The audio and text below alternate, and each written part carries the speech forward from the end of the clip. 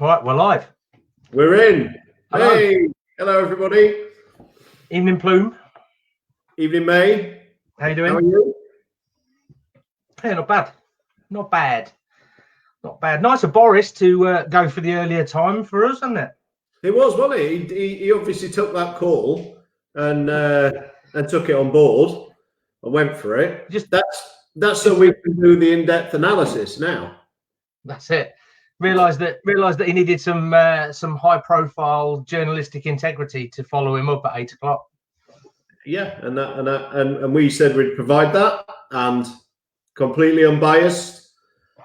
So hang on, I'm just trying to find it. Oh, I've just found the live now on the yeah. So yeah, I'm glad he did that and took notice of us. Well, it makes a change. Old Queenie didn't pay much attention the other week, so it's nice for somebody to listen. Yeah. So what do you reckon then to what you said? Oh, it's a bit nothing, isn't it, really? Well, basically don't get sick, don't fuck up the NHS. That's his entire plan. Yeah. I was just listening to the analysis after, because Wales have obviously got stay at home, Scotland's got stay at home, Northern Ireland's got stay at home. And Wales have still got you can't drive for exercise. So if you live in Shrewsbury and you want to go to the mountains to exercise, you'll get arrested. Yeah. When you cross the border, in theory. They get stay at home and we get stay alert. Mm. Stay alert for what? Yeah, but the good thing is, surely that means we can get out paddleboarding. Doesn't it? It does look that way. There has been a lot of discussion, even immediately on all the forums. There's been a discussion. I think Sup Hacks went mad within about a minute of it. Yeah, I hope they're not all still on there and they've come to watch us instead. We're doing all right. We've got a few. Andy Smith's in there now. Andy. Who we got? Zach. We got Zach. Yeah, we got my mum-in-law. Is your mum in? Is she? Yeah, Marie's watching. Holly's watching. Holly Pie. My mum's in. We got Jay in the house. Right, my Jay? brother's in. Evening, Jason. Yeah, so I think, I mean, really, when you look into what guidance was issued, there's been nothing stop us going paddling anyway, really. Nope. But as a community, I think on the whole, we've done a pretty good job. And all water sports, not just SUP, all water sports. And I think part of that is a fear of getting name shamed on Facebook by Facebook police. Yeah, exactly. But now, you know what's going to happen now. If next weekend's a nice weekend, the beaches will be full of people, the parks will be full of people, and then car parks will be crowded. I mean, Bracklesham car park shut. I went down there the other day for a look, and it's shut. The barriers across. Now, whether that opens again or not, I don't know. They were turning people away from West Rittering at the weekend as well. So round here, we've had all the Skegness and Ingham's people have all been on all the local news saying everything's shut, the coast is shut, do not come, the car parks are shut. But I happen to know Carolyn, who's probably not watching tonight because she's tired, she's been at work all day, but she had visitors yesterday, whole families going to the beach. Where they were parking, what they were doing, I don't know. But she had whole families in the cars going to the beach yesterday on day trips, and they were traveling quite a distance as well. So people had already kind of started to get out there and go and do their own thing, hadn't they? Hey, we got Ollie Shilston watching that. Ollie, blast from the past. I haven't seen him about ages. I saw Ollie at Round Hill in Ireland end of last year. But yeah, not seen Ollie for years. Apart from that, obviously. Nice to see you on here, mate. What are you drinking? Cornish contingent is in the house. That's what it is. Yeah, that's it. Word's got around. What are you drinking tonight, Phil? I'm on Carlsberg again. Oh, I've got the old rosé wine on the go a lot. Oh, very classy, Plume. What's going on?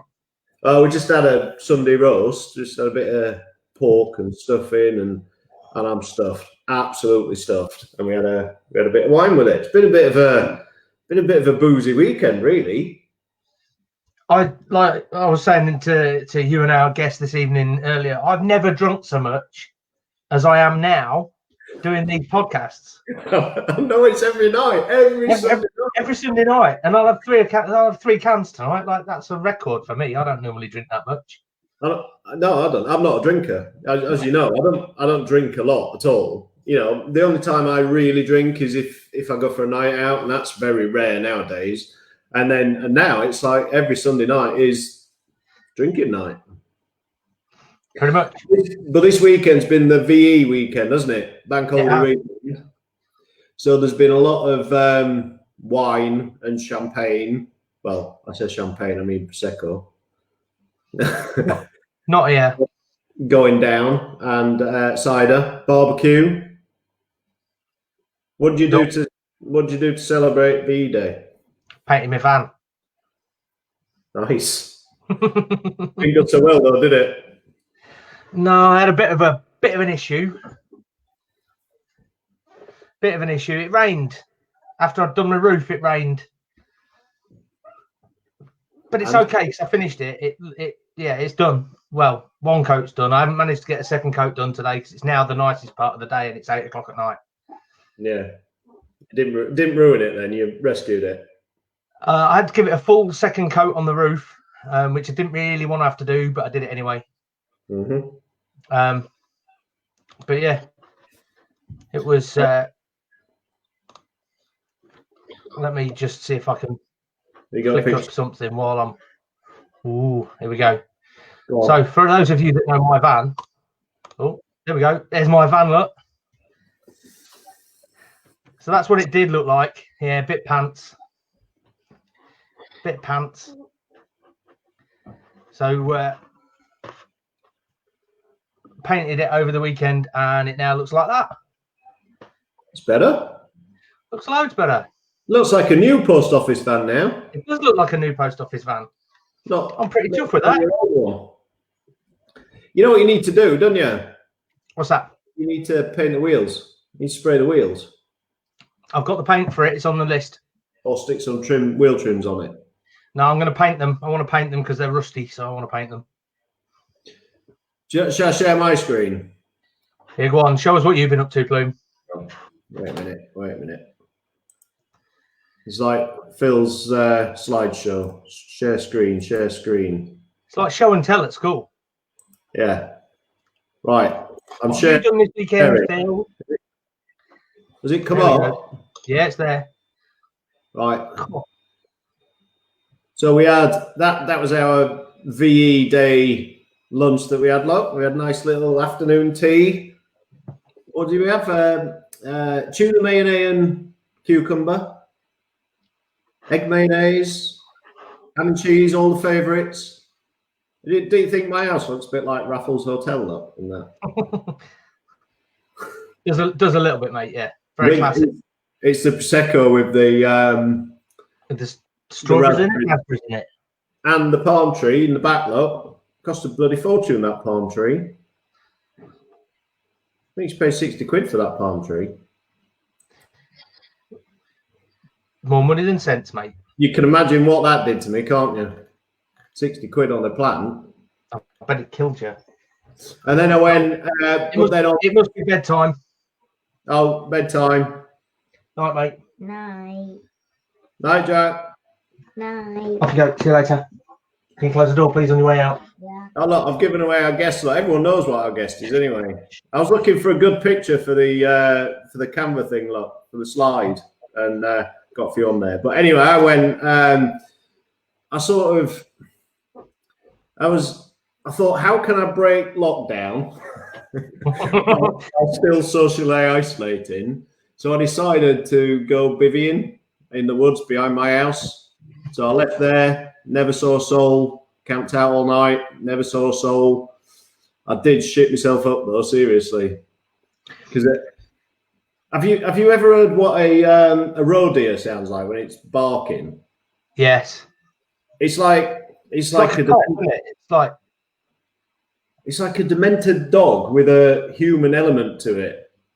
And I could hear it just getting closer and closer. And I know what it is because because when I did the Glen first time, we were paddling along the top, and in the trees I could hear the red deer, and they were making a similar sort of noise, but a bit different.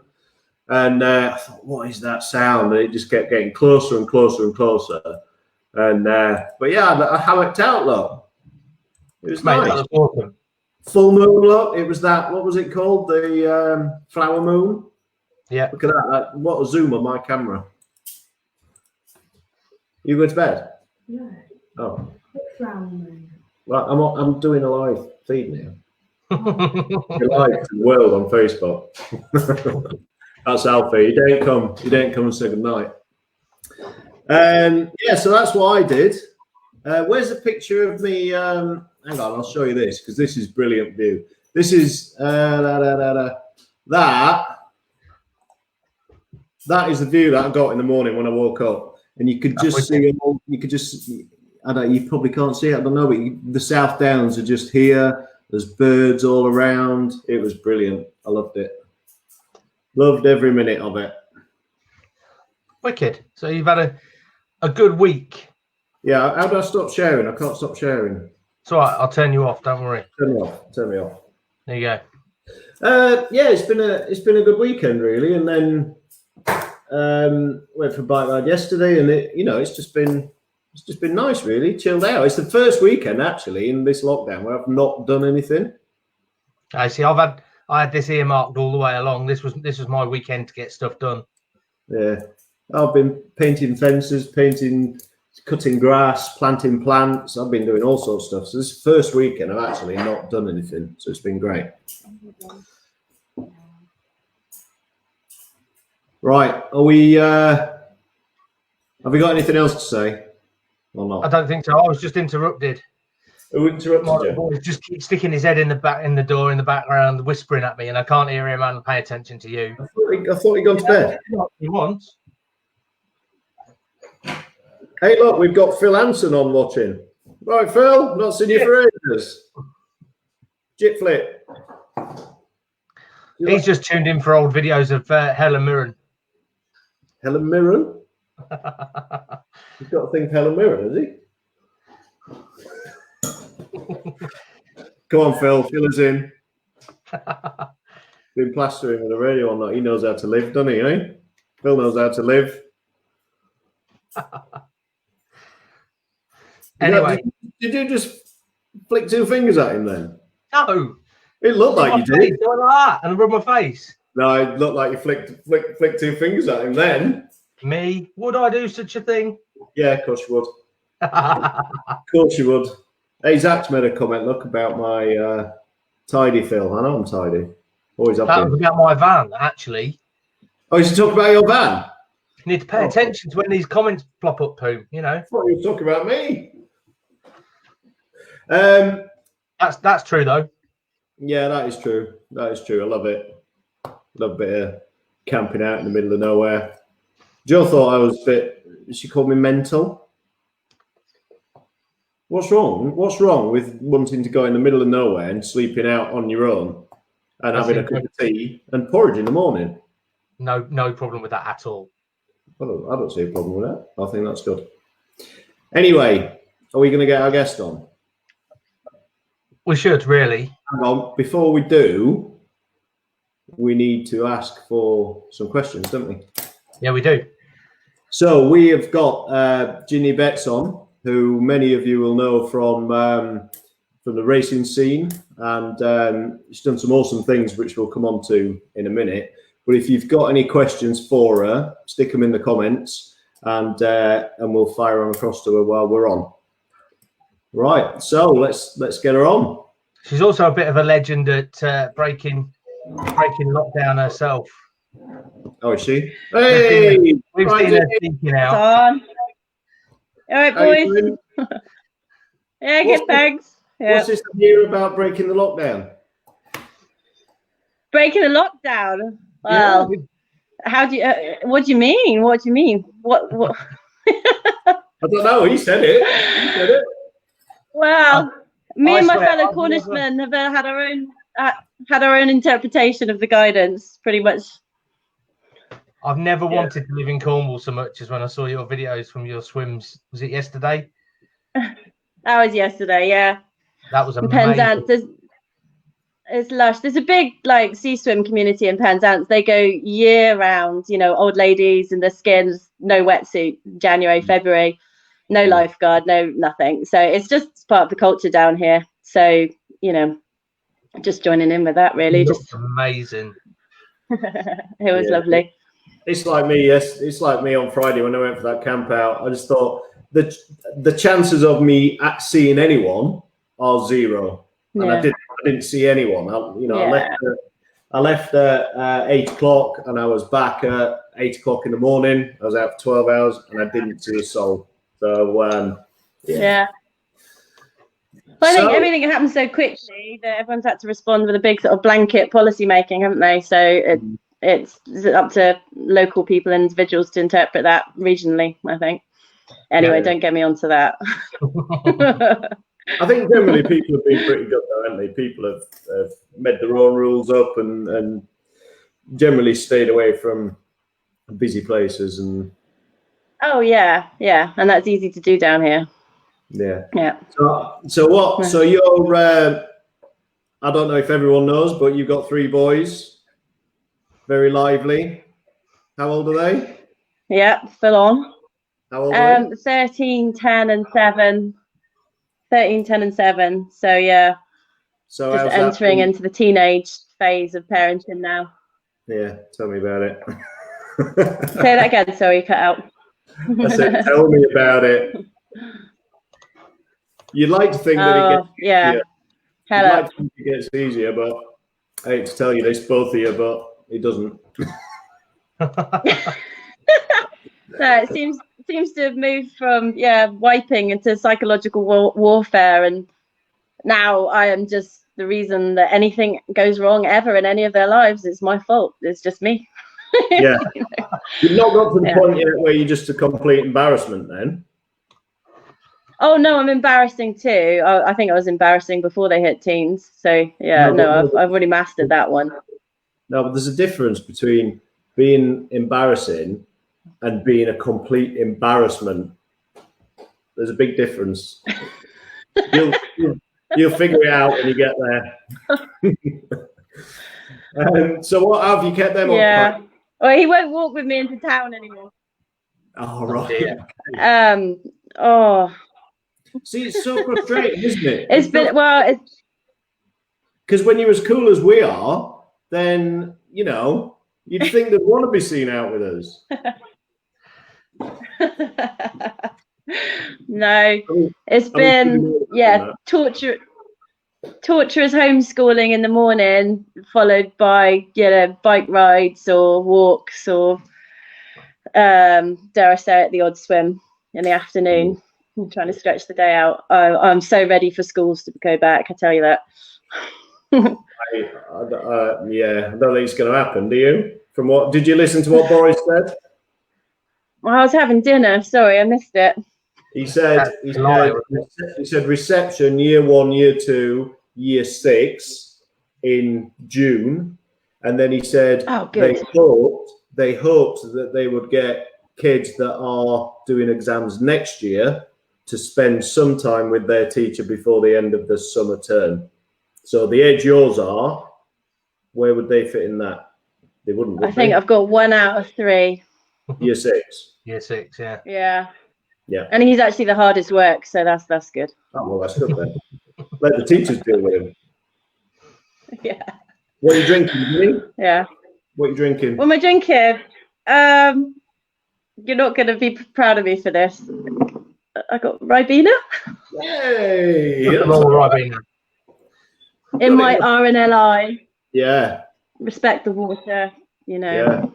I bet you didn't take that with you when you went swimming in the sea, did you? I had them all in mind.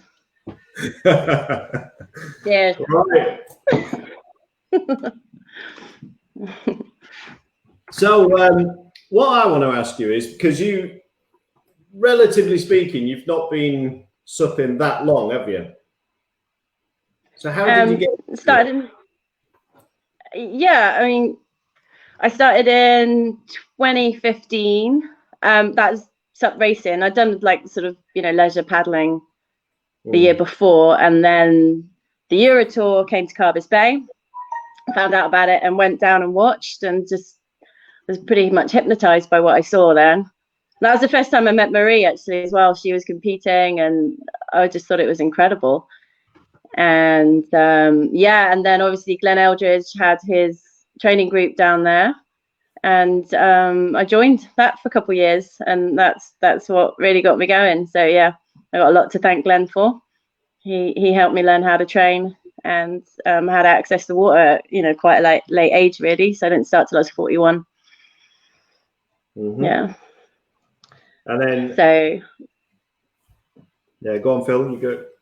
I was just going to say, you're like, you've come to it at 41, and you're like doing it all. You're being a mum. You're doing like really high level training, like massive sort of, you know, your GB team. You're competing in all the different races around the country. You're going internationally.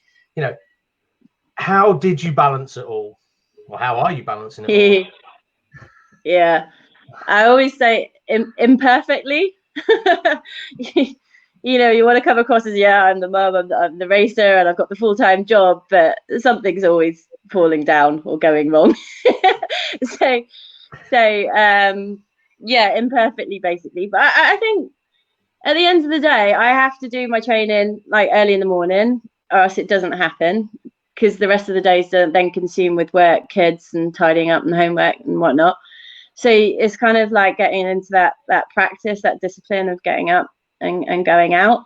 Yeah, I got to say though, last year when I had the opportunity to do a few international races, which was incredible, and I really enjoyed it, but it's definitely, that's not sustainable. I made myself a bit sick, I think, trying to do that. You know, I was like Carolina Cup, I flew in, had one day, raced and flew home. And you have the other girls, they've been there for like 2 weeks scouting the course and stuff. So it's, you know, I had to go, and I really enjoyed it, but I wouldn't want to be that extreme again. And so I'm really glad I sort of took those opportunities while they were there. But yeah, it's not sustainable in the long term. But it was kind of like one of those things that was offered to you, so you just had to take it. Yeah. You know? Yeah. No, I know it is. Yeah. I can't even hold a training paddle down for this season in the UK, let alone like it bores me to tears now. I can't be bothered with it. I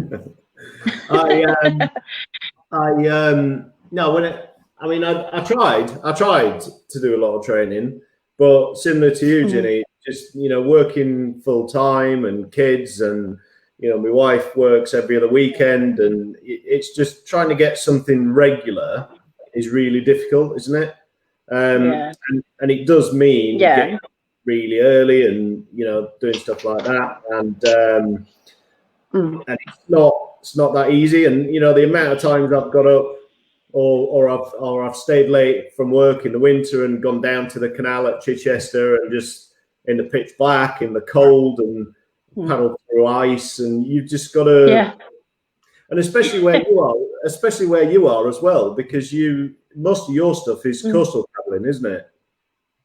Yeah, it is all coastal, and so yeah, there are times in the winter when you just can't get out, yeah, at all. It's funny when I look back at like pre-worlds and stuff, I was just so incredibly driven and, you know, focused on getting my training done, and yeah, I'd be out in Penzance Harbour in the dark just trying to get a few intervals in and stuff, and you do start to question yourself after a while. I think, why am I doing this?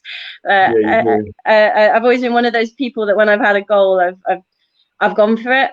But after last year, I sort of came back and thought, yeah, no, that's great, but I can't continue that way. And I'm really excited because this year I sort of, like the past couple of years, I've discovered the sort of surf life-saving scene as well, and there's a lot more sort of going on domestically and even locally here in Cornwall, and there's there's lots of women who compete in my age group, and so it's kind of given me the opportunity to learn a whole new set of skills as well. So I've been doing a lot more prone paddling, if I'm honest, than I have SUP this year, and the intention was also to learn ski this year, but that's kind of been a bit scuppered.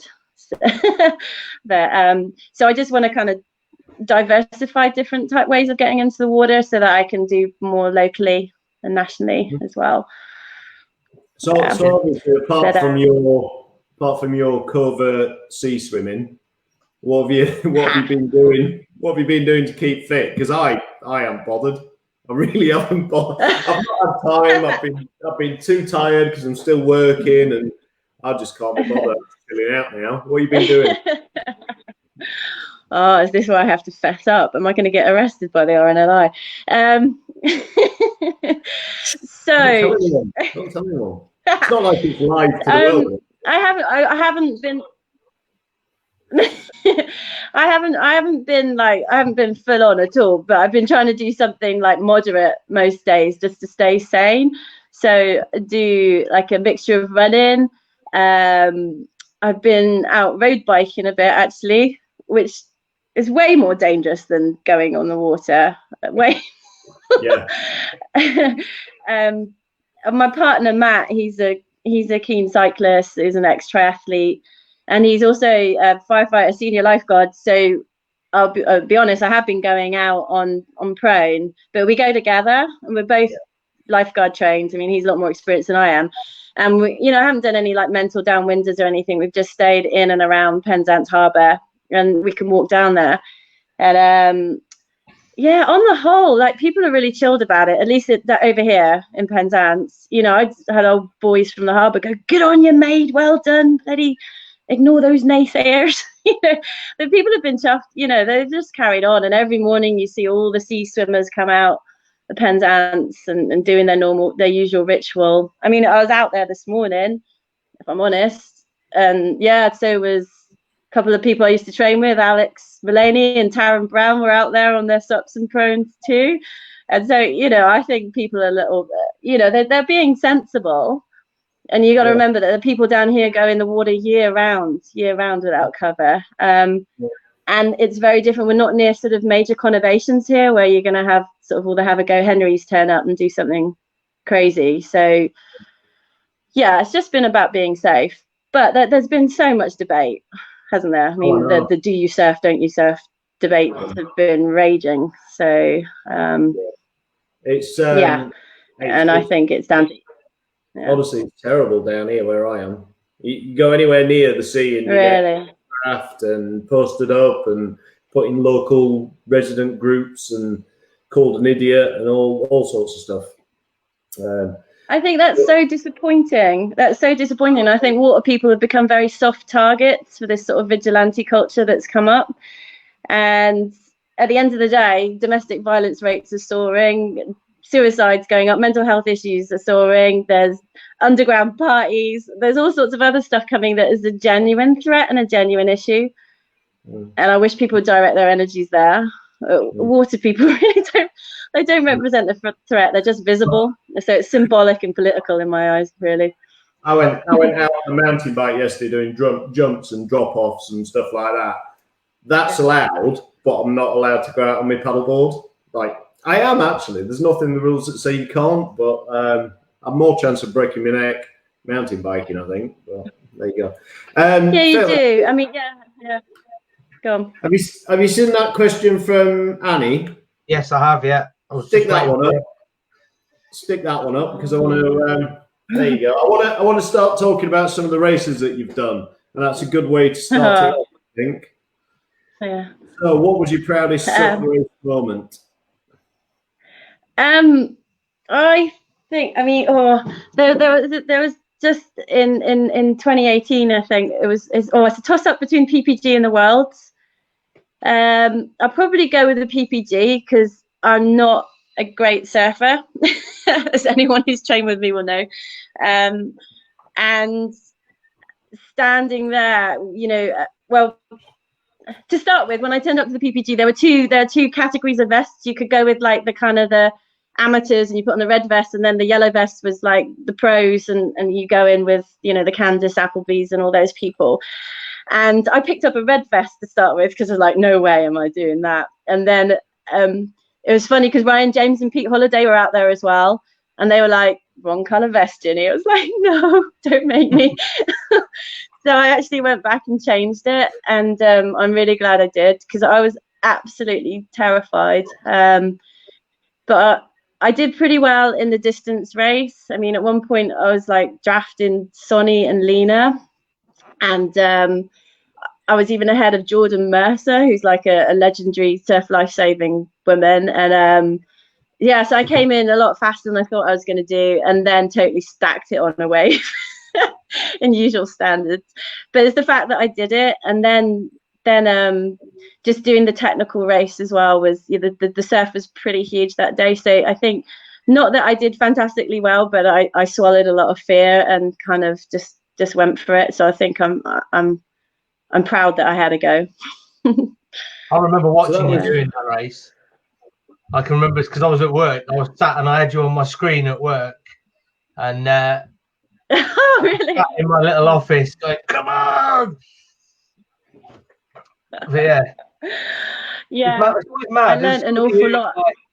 I paddled with you guys and like Ryan and Pete, and I paddled with you, and then to see you competing on that national stage on that international stage is absolutely amazing. Like, it's so cool. It's like, I know her, I know that person. Go on. It was super exciting, and I just to recognise I'm following footsteps of other British racers who've done the same. Marie, she pioneered going out to those races, and I know a bunch of other guys have as well. So yeah, I felt incredibly lucky to have the opportunity, and also to meet the international community. It kind of demystifies it a lot. You sort of see them on YouTube and everything, and then you meet them in person, and they're all lovely. Yeah, really down to earth, really encouraging. And that's what I came away with most, that the international scene is just so friendly and warm and fun. And that's kind of, that was great. It was like a carnival. It was loads of fun. And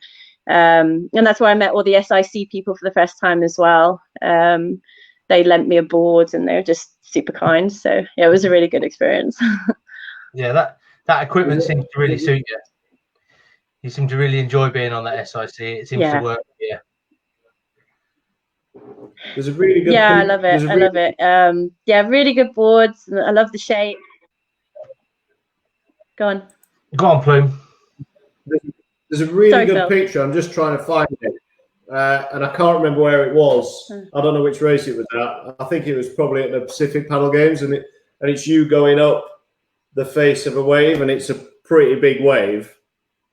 And oh really? Oh, you didn't want to be any deeper than that, really, did you? I'm just trying to find the picture now, but I can't find it. I think it might have been on the Black Project page. Let's have a quick look. But yeah, so they were pretty big waves. Did you do much training in waves before you went out? I mean, yeah, I always try, and we've got plenty of opportunities down here in Cornwall, and you can go South Coast, North Coast, over to Sennen. So yeah, my disadvantage is because I think you're supposed to learn to surf first, then translate those skills into SUP. Whereas my first experience of water sports is SUP, and then trying to learn to surf on a 14-foot board when you're 5'4" and 8.5 it's not great. And so yeah, if I could do it again, I'd love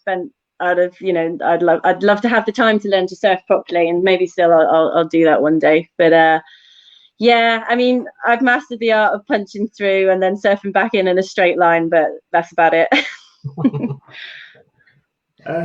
Phil, share my screen, Phil.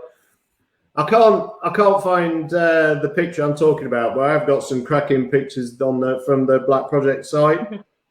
And that's at the Worlds, the flag look. Yeah. So let's come on to that. How was that trip?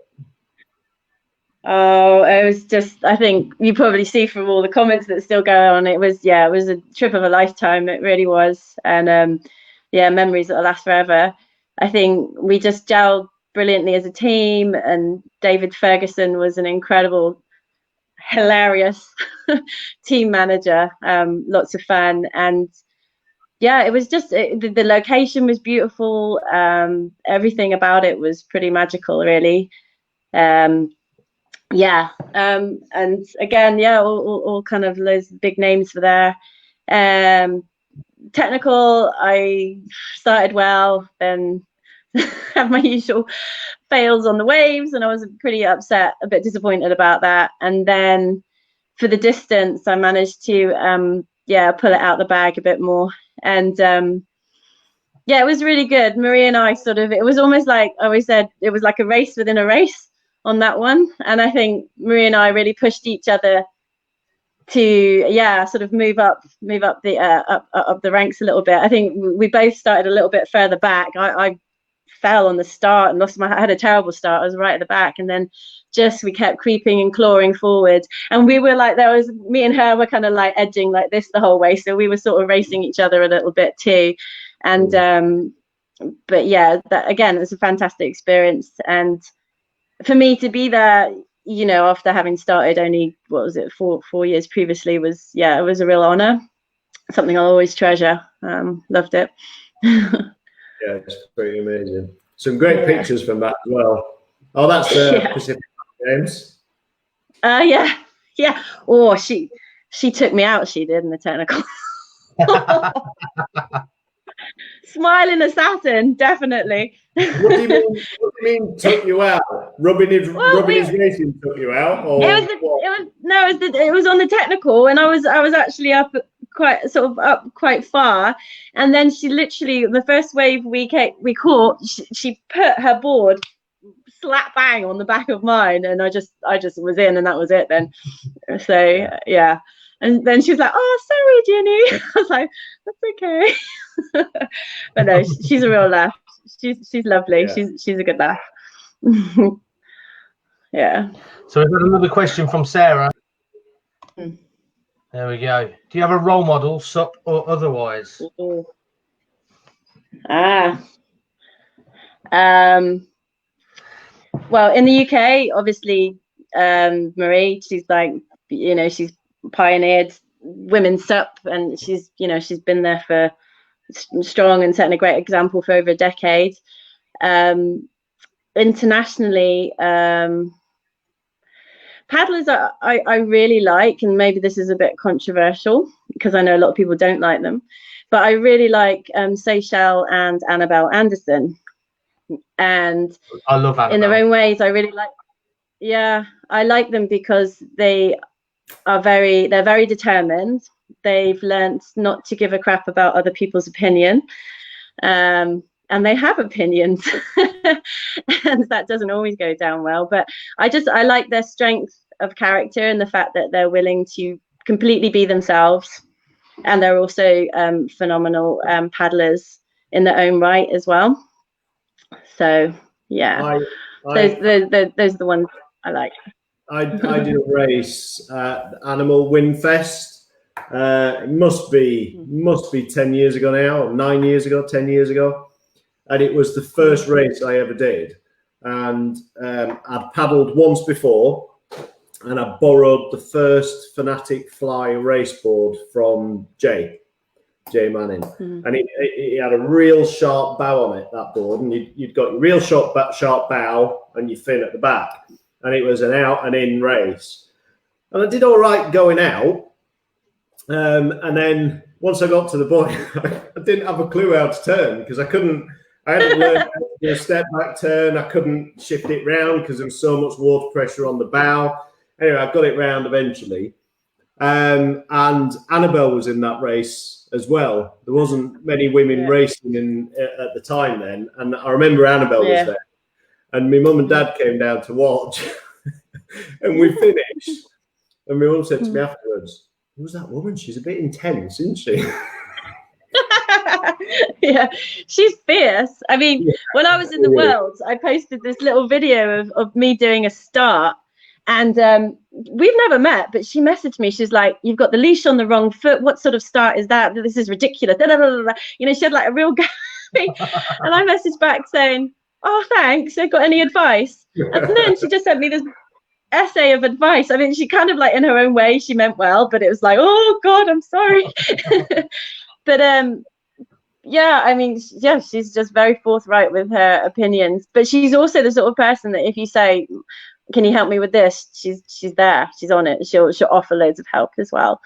And yeah, Seychelles, obviously I have a relationship with her because I follow her training program on Paddle Monster. Mm-hmm. Although I will say I paused it for 2 months because I haven't been surfing that much, hardly at all. So I'm not, yeah, let's caveat that. But yeah, so that's, I kind of know Seychelles as my coach, but then also as a friend as well, because we, you know, we spent quite a bit of time together last year, and she comes across as this kind of slightly zany, new agey hippie girl, but she's incredibly shrewd and astute, and she knows exactly what she's doing. She's very smart. Yeah. Excellent. So there is another race I want to ask you about. You did the Gorge, didn't you? I seem to remember you doing. Yeah. So that's a bit of an iconic spot, not only for SUP but for windsurfing as well. You know, everyone knows about the Gorge. Yeah. How was that? Yeah. Because that was must have been something else. Oh, yeah, it's phenomenal. I mean, just it's a beautiful location, absolutely beautiful. Again, recognition that, you know, Marie's done it several times. Ollie, watching, all those people have been there already. So I don't want to sound like I'm the first UK paddler to go there, but yeah, it's just stunning. It's beautiful, and again, it's a bit like the PPG. It feels more like a celebration of paddling than just a race. It's like almost sort of a rite of passage, you know, to do the Gorge. And we were really lucky with conditions this time, that it was working. It wasn't, you know, I know sometimes people have gone out there and it's been flat. But yeah, the wind was firing and there were good bumps. Yeah, and it requires a hell of a lot of skill. And I would love to have spent longer there to just, you know, spend time practicing on the river. But the runs I did get were so exciting. The day before the main race actually is I was just saying to Matt, actually, one of the scariest paddles I've ever done, because once you get out into the Gorge, they drop you off, you go out, and then there's nothing you can do but paddle for 12k. You know, because you're just carried along. It's like a freight train. You're just carried along by the bumps and the waves, and yeah, it's pretty hairy at times. But again, yeah, I was really grateful for the opportunity. Although I got sick. I got really sick because they've got something called, I think they call it kombucha. I don't know. There was some virus in the river that if you're a newbie and you're not used to it, and I swallowed a lot of water in my training runs, which was a bit of a bummer. So yeah, I was pretty ill the day of the race. I remember that now, actually. I remember that now, actually. Yeah. Yeah. I found that picture, Phil. Put my screen on. That's the one. Look in the middle there. Look. Oh yeah, David took that. So what that was actually in China. That one. That was China, was it? Yeah. So just explain what was going through your mind then at that point. I was like, Jesus, I hope there's no one on the other side because I'm going to kill them. I think I went airborne on that one. Yeah, you didn't want to be much deeper than that, did you? No, I remember because, that was partly Aaron's fault because it was like a training run the day before and I thought it was massive. And I was like, oh, I'm really scared. He was like, go, you have to practice in these waves. I was like, oh, God. And so, and I mean that was part of the amazing thing of going with a crew like that. You pick up tips from everybody else as well, and you know, so Ben, Aaron, Marie, and the surfing people, it was really good. Excellent. So we're going to start to move on a little bit. So if anyone's watching that's got any questions that you want to ask, now is the time to put them in, because we set a little challenge again, didn't we? We did one of our little challenges. I don't want to go into it, you know, too much now. We'll have another chat and we'll have a look at it at the end. But it is coming up. So I've got a feeling. Don't forget, Hey? there's 3 videos we've got to show on this whole challenge. Is there? So I've got a feeling this might be worth a watch. So if you're not, if you know anyone that's not watching, you need to message him and get them on because the comedy value alone from this challenge is out anything we've done before. In my opinion. But mate, TikTok, how good is TikTok for ideas? It's just I'm just mining TikTok. Yeah. I spend, since we started doing this, all I do is drink and scroll through TikTok. That's it. So Ginny, you're very lucky you escaped the challenge that I wanted to do, which we might hold over. I dread to think. So there's an egg challenge that's going on at the minute, and you trap the egg in between your arm and your bicep, and you have to pop the egg. Now, Plumey told me no. Okay. So we chose the one we did. But yeah, that's all right. Last lesson of the week. I said no because it's just embarrassing when we can't do it and Ginny can. Ginny can, yeah. This is true. No. Although I did say to him, it's a bit unfair for you to do it because an egg's probably got bigger diameter than your arms. Quite possibly. Have I frozen? No. No. Okay. You guys No. have. Oh well. That's just Fine. okay. Have we got any questions coming in? We've got a few people watching. We've got Nick Ayres watching. No questions. I think everybody's just hanging on waiting for this challenge. You know Nick? Nick's a prone paddler. Yeah. Nick's a nutter. Yeah. Dr. Nick, we call him. Nick did the Great Glen on a prone. Yeah. The water temperature is 4 degrees. And he did it over 2 days on the prone, along with who was that guy that did it with you, Nick? There was a younger lad that did it, and it was so funny because the young lad that did it, he turned up with a what was it? Must have been a 14-foot old prone board. It did the job, but he didn't have any leash. He didn't even have any boots. Nick didn't have any boots. Nick turned up without any boots to paddle across Scotland. Explain yourself, Dr. Nick. Well, then I suppose when you're prone, your feet aren't really in the water, are they? So tend not to be, but it still get chilly. I thought it was a bit mental.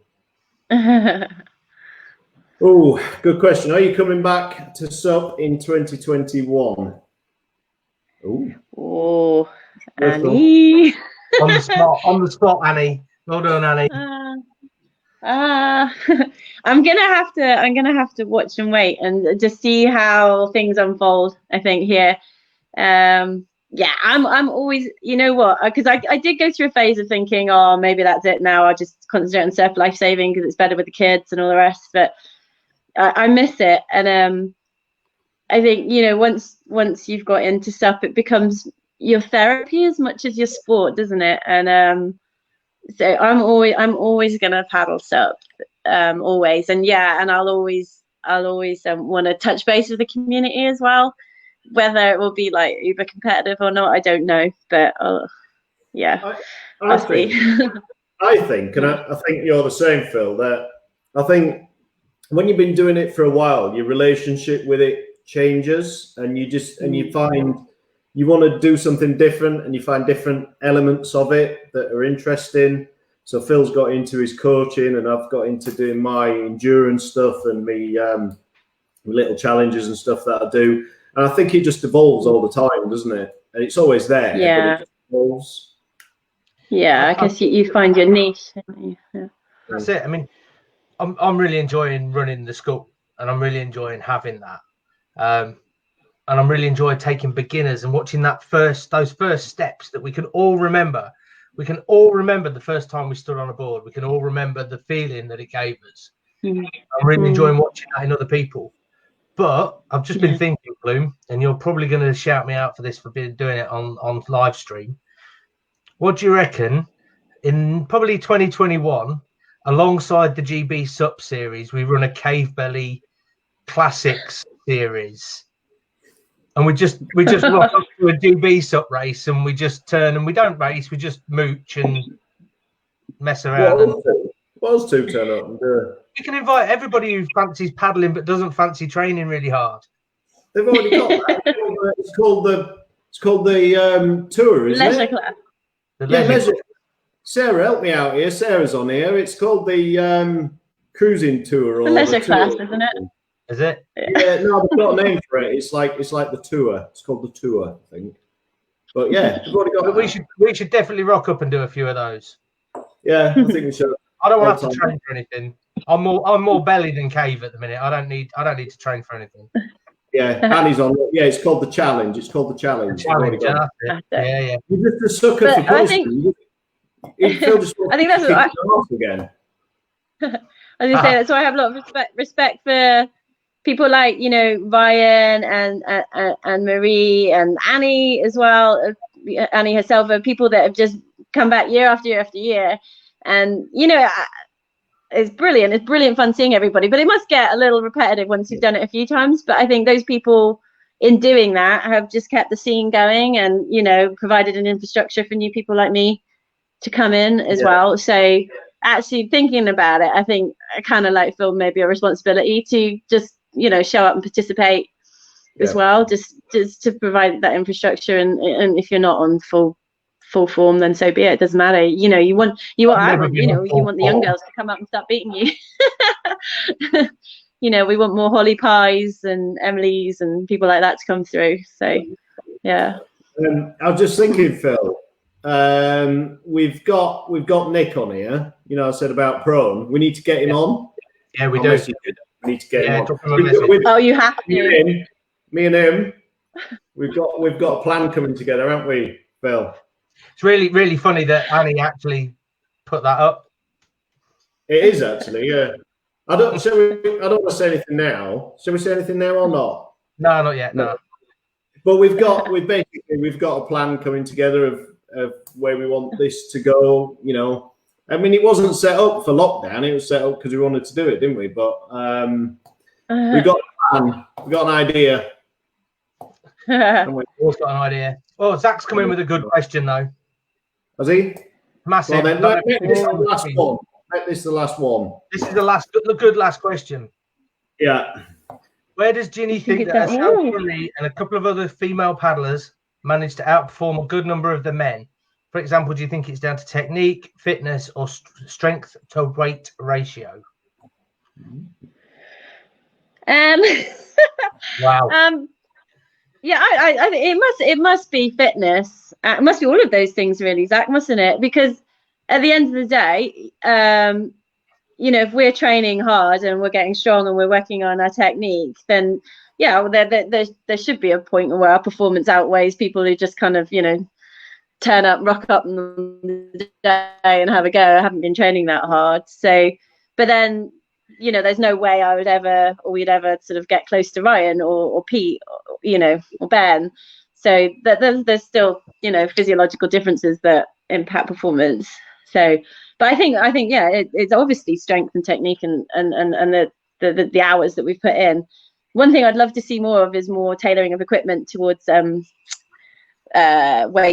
weight and size ratio as well. I think that would help because at the moment it's kind of one size fits all board. So you've got someone who's twice my weight and taller than me on the same kit.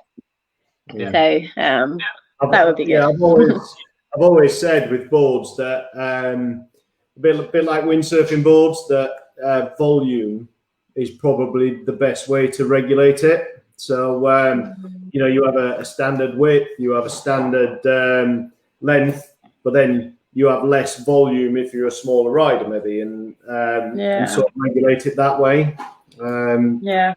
Because a 23-inch board with me on it is going to sink a lot lower in the water than it is with you on it. So that would be good. I guess the market's not big enough for that sort of tailoring yet. So yeah. No. Yeah. Right.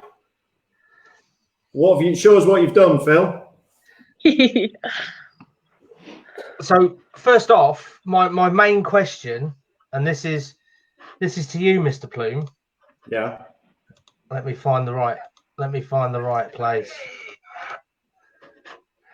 This thing that I found is so hard. I couldn't believe how hard it was. So should we show the actual challenge first and how it's supposed to be done? Yeah, have you got something lined up? I have. Right, go on then. Hang on then. Hang on. I had it lined up. It's now playing while you lot can't see it. Rubbish. So I stole this from the Wilsonator, who's a Team GB gymnast. Okay. Ooh. So this is the guy on TikTok, and he's a Team GB. Now I know you two have seen this, so yeah, but this isn't how it should be done. This is how a GB gymnast does it, not how it should be done. Are you going to lay on your stomach, and you're going to go put your hands behind your back, and with the getting up, you can't go on your side or your back. Try getting up.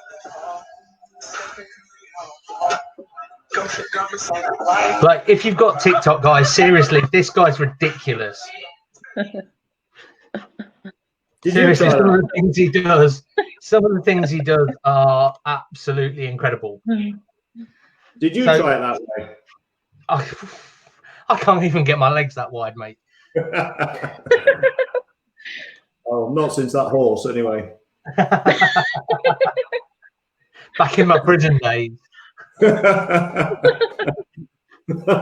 never pick that up again, will you? So here's us three. I got assistance from the dog, as you can see.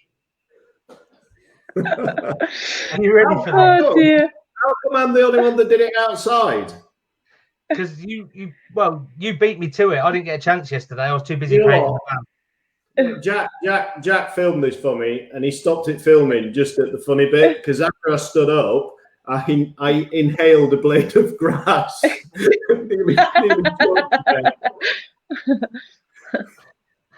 That's not the funny bit, Plume. That's not the funny bit. The funny bit is the noises you make. So I've deliberately not dubbed this with any music. All three audios from all three of us in this.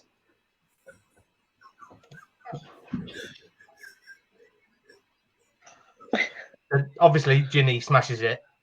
I did pretty quick for a fact. Oh, that's good, Phil. Listen.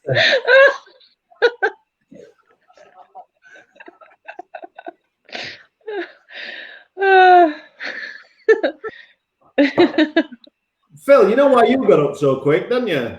Why's that? Because when you lay on your front, you're already halfway up. This belly's good for something, mate. Now, how did you get up so quick? Seriously, flexible for a fat bloke. The other question I've got. Go on, what's the question? Is why did we all do such amazing flourishes at the end of our little efforts? So that's true. So, Ginny, lovely little curtsy. Yeah, I like that. Yeah. Very dainty, very pretty. Yeah.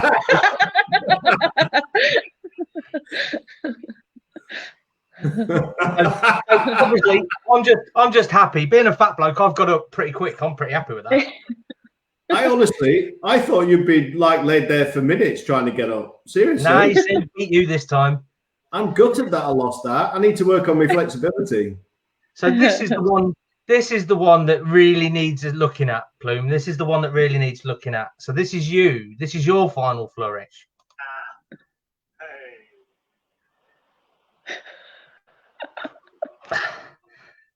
What is that?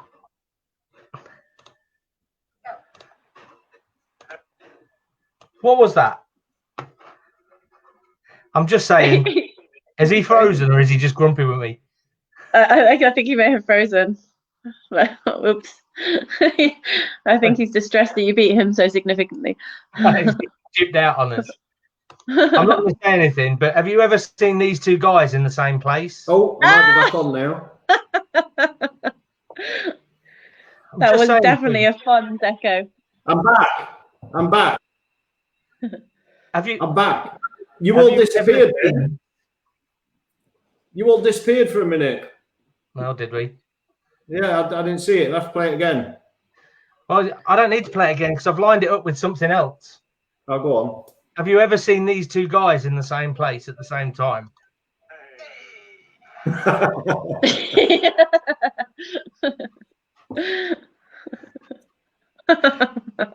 Excellent. How did you do that so easily?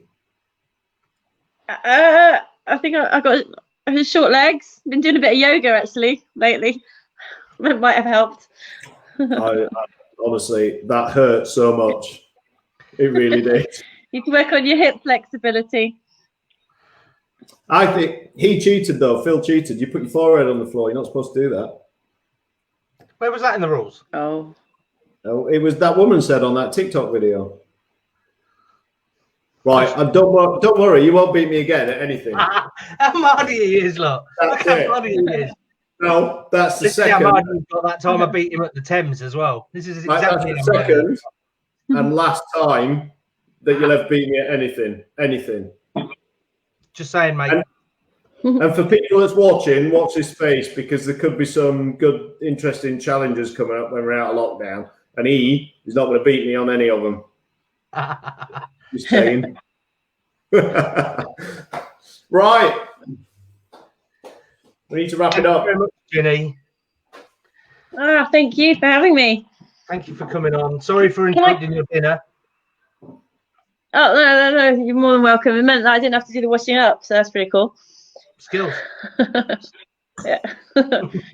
Cool. Thanks, guys. Yeah, no problem. Thanks for coming on. All right. Good All right. Take care. Yeah. Come to Cornwall soon. Yeah, we will. Yeah. All right. Definitely. We have a plan. Oh, good. Land of the free. All right, then. Yeah. See you in a bit. All right.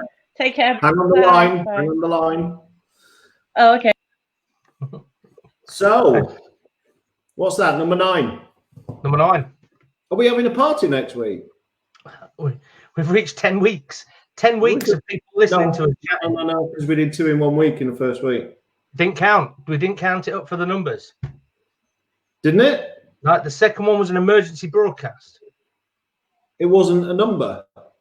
Oh, so we're on 10. We're on 10 weeks. Have we been doing this for 10 weeks? No, because we did 2 in the we did 1 in the middle of the week. We're on our 10th show, but our 9th numbered. No, this is our 9th. This is our 9th No, week. Next week will be 10 weeks. Is that right? Yeah. I don't know. I think you got that wrong. I'm sure you got that wrong because we did that emergency one, surely. Yeah, but it didn't get numbered. It wasn't a numbered broadcast. It was an emergency broadcast. I think you find that it did, didn't it? Or was that on your page? Ah, yeah, right. So we need a party next week. So we need a party 10th. We need a Cavebelly 10th birthday party. Who's going to bake us a cake? Have we got a volunteer? I've turned my Facebook off because I disappeared, but have we got a volunteer in the comments? No. Well, maybe we can put that out to get in touch and do us a nice cake and take a photo, and then we can all drool over it and not actually eat it. Not actually eat it, yeah. Not actually eat it. Right. So next week, same time, same place. Yeah, we'll have to find another challenge that I can beat you at. Forget it, mate. You're not going to beat me at anything again. How mad do you get? Oh. How mad do you get? Right, come on. We've had enough for us bickering. Right. Thank you very much, people. And we'll see you again next week. Good night. See ya.